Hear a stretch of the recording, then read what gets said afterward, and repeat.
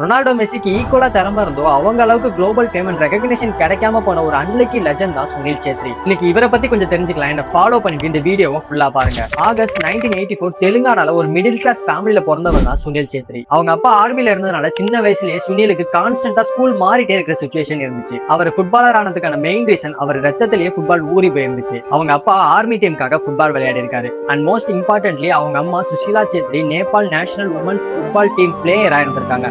So sports and football அவரோட டிஎன்ஏலயே ஊறி இருந்திருக்கு. அவரோட பிக் சப்போர்ட்டே பேரண்ட்ஸ் தான். ஸ்போர்ட்ஸ் மேல இருக்கிற இன்ட்ரெஸ்ட்டை எப்போதுமே அவங்க தடுத்ததே இல்ல. ஃபுல் ஃப்ரீடம் கொடுத்து என்கரேஜ் தான் பண்ணிருக்காங்க. பட் இவரோட வாழ்க்கை ஃபுல்லா லக்ஸரியா இல்ல. இனிஷியல் டேஸ்ல பினான்சியல் கிரைசிஸ்னால ரொம்ப கஷ்டப்பட்டிருக்காரு. ஒரு நல்ல ஃபுட்பால் பூட்ஸ் கூட வாங்க காசு இல்லாம கீட் போட்டு தச்சு விளையாடின நாட்கள்ல நிறைய இருக்கு. அவங்க பேரண்ட்ஸ் ஆர்மில சேர்க்கதா ரொம்ப ஆசைப்பட்டாங்க. பட் சுனிலுக்கு ஃபுட்பால் மேல மட்டுமே இன்ட்ரெஸ்ட் அதிகமா இருந்துச்சு. 17 வயசுல லோக்கல் கிளப் மேட்ச் விளையாடும் போது மோகன் பகன் கிளப் இவரோட ஃபயரை பார்த்து பிக் பண்றாங்க. அங்கதான் இவரோட ரியல் ப்ரொஃபஷனல் கெரியரே ஸ்டார்ட் ஆகுது. இன்டர்நேஷனல் ஃபுட்பால்ல ரொனால்டோ மெஸ்ஸிக்கு அடுத்து ஆக்டிவ் கோல் ஸ்கோரர் லிஸ்ட்ல டாப் பொசிஷன்ல நம்ம இந்தியன் டீமோட கேப்டன் நேம் வரும்போது அங்கதான் ரியல் கூஸ் பம்பே ஸ்டார்ட் ஆகுது. நெட்வொர்க் குளோபல் ஃபிலிம் எல்லாத்தையுமே தாண்டி 150 மேட்சஸ் இந்தியாக்காக நான் ஸ்டாப்பா லீட் பண்ணி கொடுத்திருக்காரு. காசு இல்லாத போதும் கனவை விட்டு கொடுக்காம போராடின நம்ம சுனில் சேத்ரி எப்போதுமே இந்தியாவோட பிரைடு தான். நீங்க சுனில் சேத்ரியை பத்தி என்ன நினைக்கிறீங்கன்னு கமெண்ட் பண்ணிட்டு உங்க ஃப்ரெண்ட்ஸுக்கு ஷேர் பண்ணிட்டு போங்க.